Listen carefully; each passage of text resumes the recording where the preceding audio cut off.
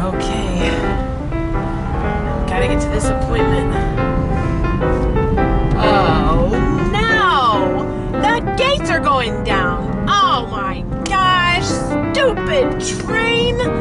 Oh, and look how slow it's going! I am never getting to my appointment on time! Gosh, it's only when I'm in a hurry! Hi there, and welcome back to Miss Jody's Musical Minutes. Today we are going to continue our journey on building our piece of music. Last time we talked about the staff lines, the 5 parallel lines that travel along the music so that we can determine what notes we're supposed to play. Now, the next step is to divide those lines into smaller sections. And the way we're going to do that is a little bit different. So what we're going to be talking about today is time signatures.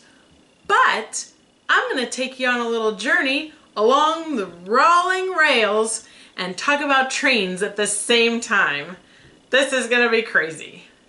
Okay, the next train up, next station, we got the 4-4 station, the 4-4 station. Switching at Kalamazoo to the 3-4 station, switching again at Kansas City for the 2-4 station.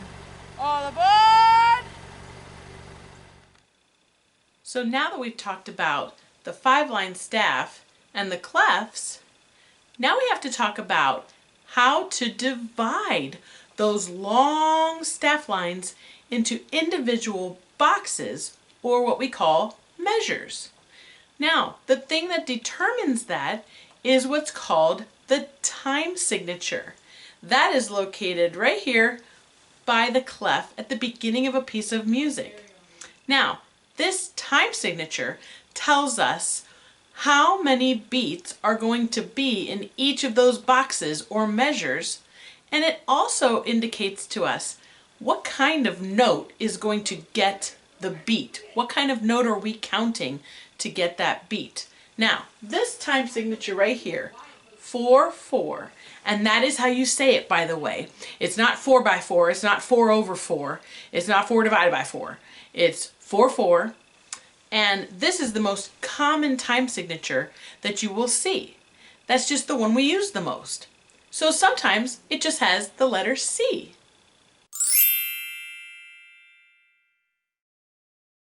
The top number is what tells us how many beats are going to be in each measure. The bottom one tells us that the quarter note, the 4, indicates that a quarter note is what is going to be counted as a beat. So in each of our boxes or our measures, we will have the equivalent of 4 beats. Now, if the top number changes to another number, which is also very common, maybe it's going to be 3-4 time signature. That means that we will only have 3 beats per measure, or maybe we're going to have just 2 beats per measure. But still, the quarter note is going to be getting the beat because the 4 has remained the same.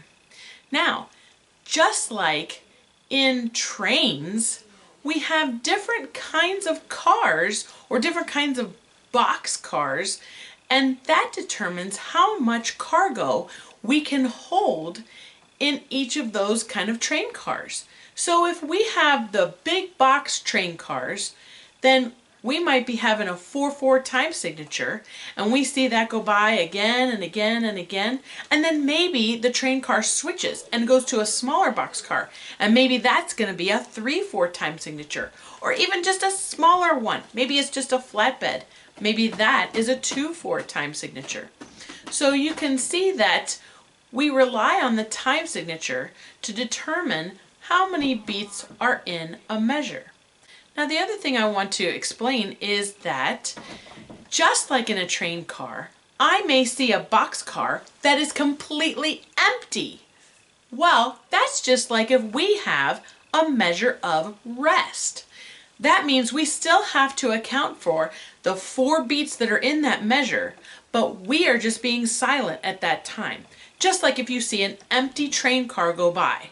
It still has to take up that space in the lineup, just like our measure has to take up space in our lineup of the measures. Now, it could also be half full. Maybe we just have 2 notes to play that equal 2 beats, and maybe the other 2 beats in a 4/4 time signature, maybe they are rests. Again, it's kind of like a train car having half of its capacity full.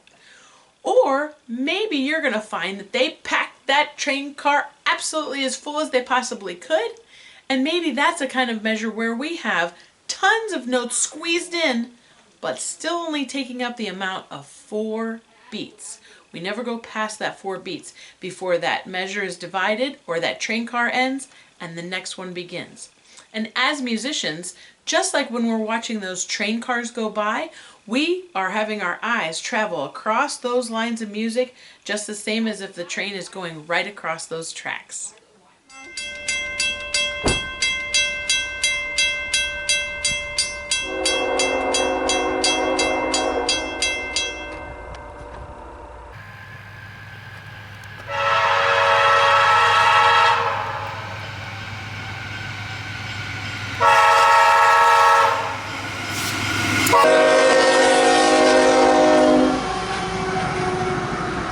A 4/4, 4/4 time signature, 4/4 time signature. Lots of the same kind of measure. 4/4. Big full measures. Then we have some 3/4 time signatures, followed by some 2/4 time signatures.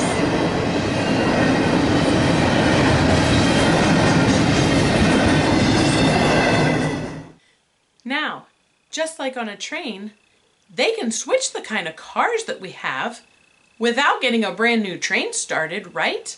We see it all the time, don't we? As we count the cars that go by, right. So in music, the same thing can happen.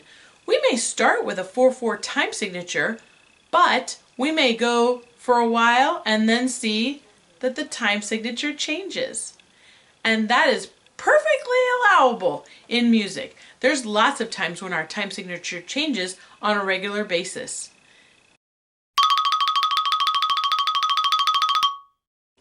One last thing I wanted to show you in our music is what an extended or long rest looks like.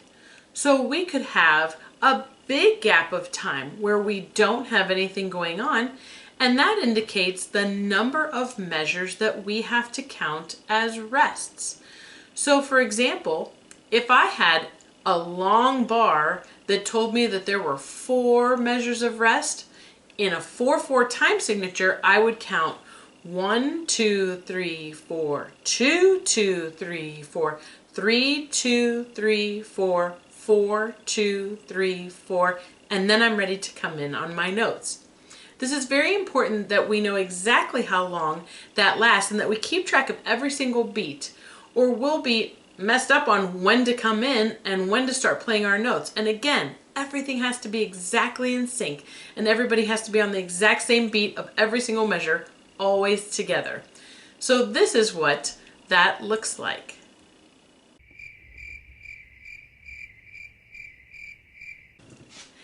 The other thing I want to talk about is the conductor.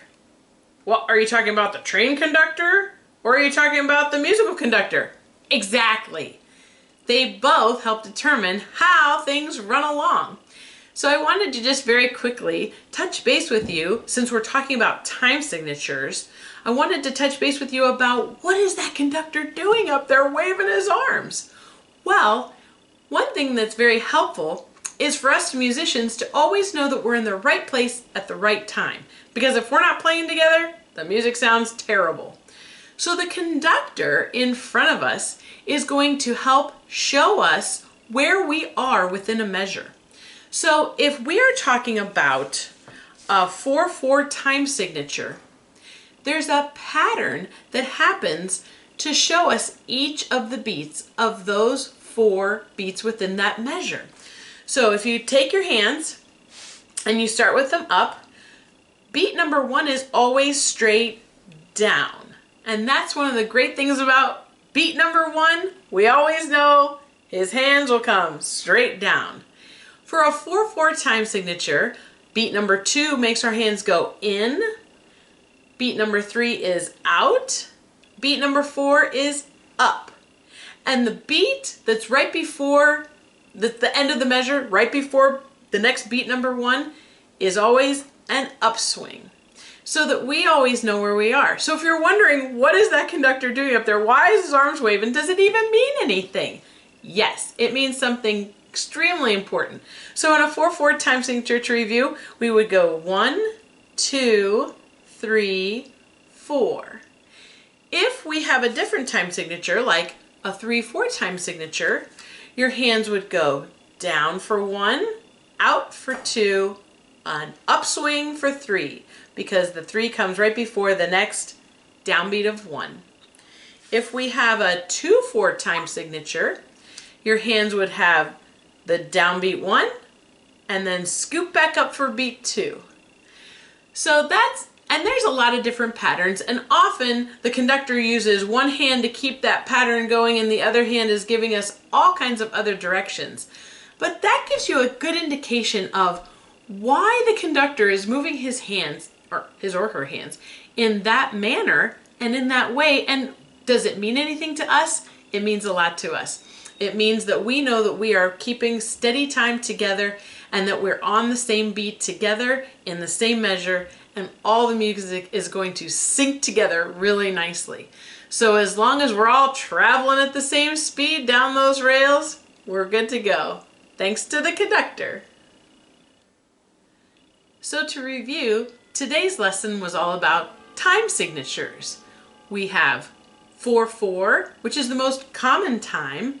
We have 3/4, 2/4, and a couple other ones that we didn't talk about would be things like 6/8 or 5/8 or 6/4. There's all kinds of different time signatures.